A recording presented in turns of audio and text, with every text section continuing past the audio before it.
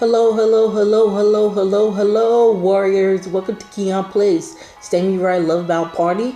Let's continue on. This is Mitsunari Act 2 story. Okay. Let's do this. I'm not reading this because I think I already read it. The retainer sitting with Kanbei nod. So what are these reasons of yours? Simply that our options differ far too much. We were able to abet it when we were all serving under Lord Hideyoshi, but we cannot serve beneath you. Why do you think I have the intention of having you serve me? Because of what Lord Hideyoshi said yesterday. He named you his successor, didn't he? Hideyoshi said those things, but that does not mean he made those intentions plain. I wonder what about that. They seem fairly straightforward. Last words, as far as I could tell. They were not his last words. Whether you want to acknowledge them or you don't, I believe everyone else here has accepted them for what they are. Even if the most possible outcome acquires, that does not mean you will serve beneath me.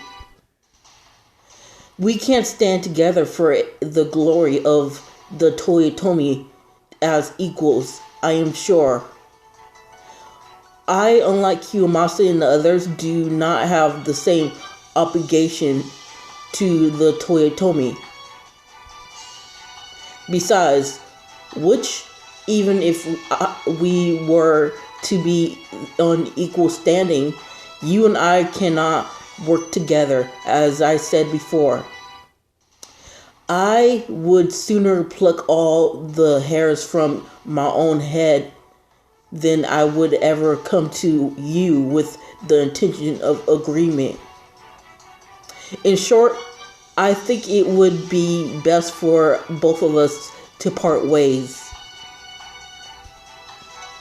If you have already come to your own conclusions, why did you go out of your way to come to me? I thought that with Lord Hideyoshi on his deathbed, I would leave my words with someone who could actually hear them. Do whatever you want. I thank you for your understanding. So if you would excuse me. That's so cute with the little chubbies of them in the corner. Anyways, let's continue.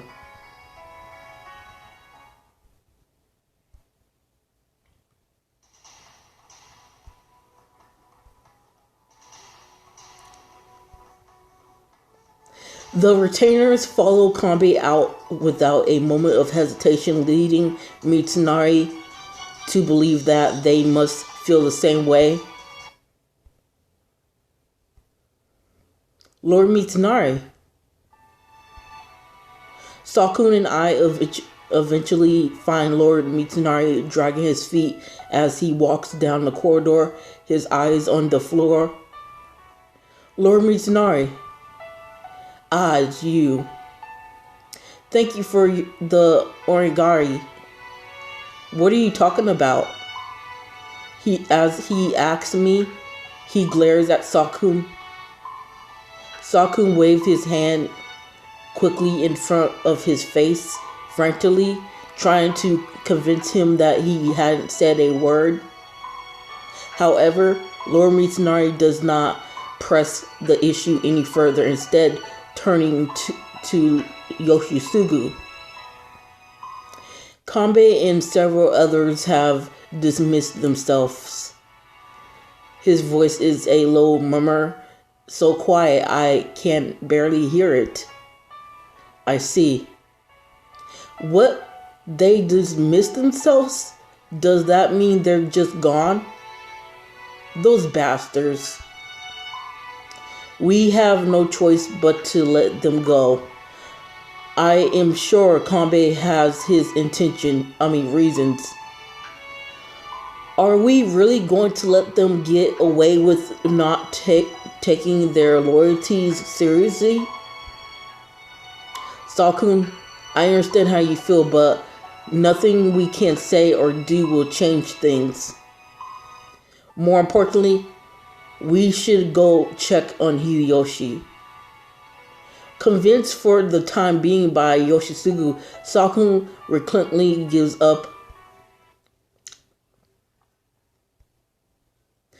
We let ourselves into Lord Hideyoshi's chambers just in time for me to see him hide a piece of parchment as he sits up in bed. I think a little odd, but it seems as if I was the only one to notice his stashing it. Are you sure you should be up? If I lie down for too long, it'll just make things worse, you know. You sound like my grandpa. That's what my grandpa say. Lord Hideyoshi sounds like the same as he always has, but he is so sallow that no one would be able to pretend that he isn't very ill. Excuse me. Sorry to cause you so much trouble, Kion. It's okay, Hideyoshi. I forgive everything that happened. Okay, what is this? Read 4 more chapters to get battle. What? Okay.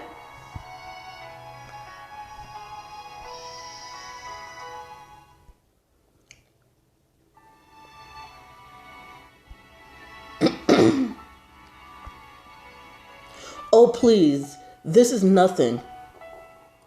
I gave Kiyomasa a piece of my mind, too, so you don't have to worry about anything, okay? Oh, Lord Hideyoshi, I'm so sorry to make you worry about me like that. You've always been able to take the words right out of my mouth. Lord Hideyoshi laughs, but his laughter is so faint, it's actually painful to watch. Hideyoshi, I have to talk to you. What is it?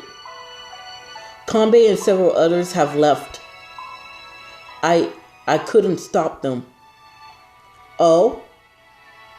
But if they had gone to you, I'm sure that would not be the case.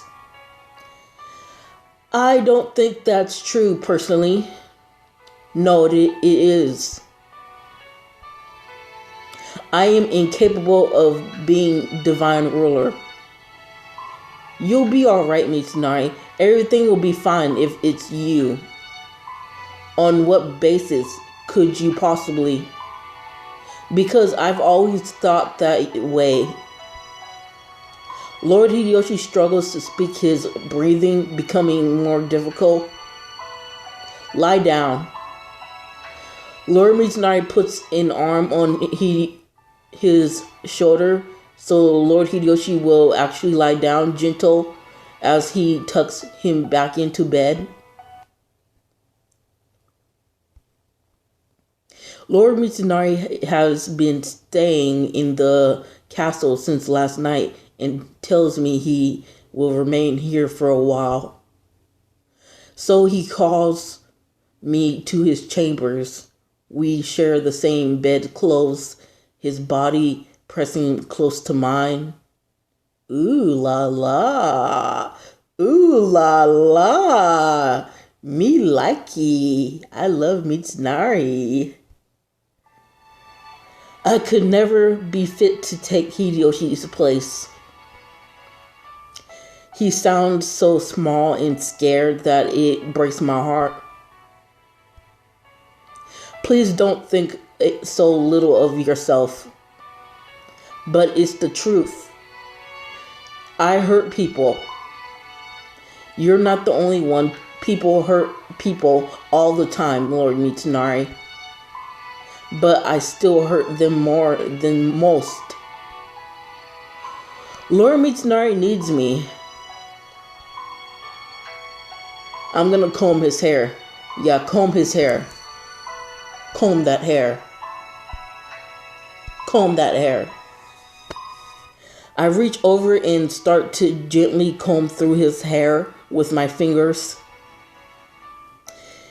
It's really comforting when you touch me like that.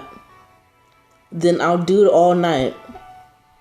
Don't be dull. Get some sleep. Lord Mitsunari turns his back on me, but not before I see the blush on his cheeks. I put an arm gently around him and nuzzle against the back of one of his shoulders.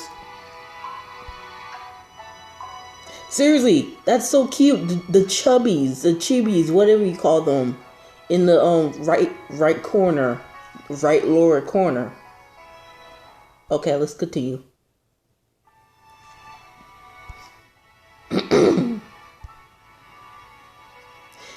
Then and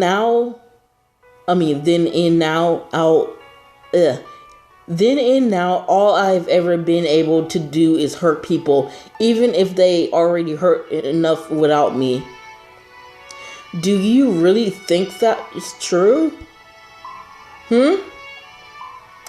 I've never thought that you hurt people out of not caring if you hurt them. Isn't it just that this is the only way you know? Even though the last thing you ever want is to hurt someone, like you've been cut, you can only keep them at a distance. Are you trying to tell me that I'm awkward? I am. Don't worry, Mitsunari. I'm awkward too. I'm very, very awkward in real life. Don't worry.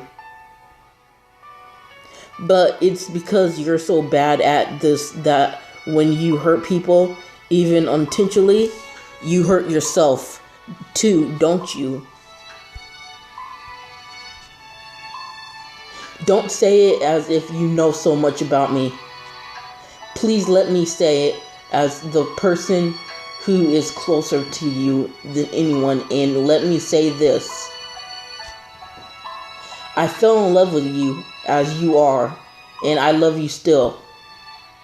Don't you think that being so aware of when others are hurt makes you the perfect person to keep them from what you suffer? You give me far too much credit. The next thing I know, Lord Mitsunari flips over and pulls me into his arms. Then my next words are stolen from me by a desperate, passionate kiss. Despite Lord Hideyoshi taking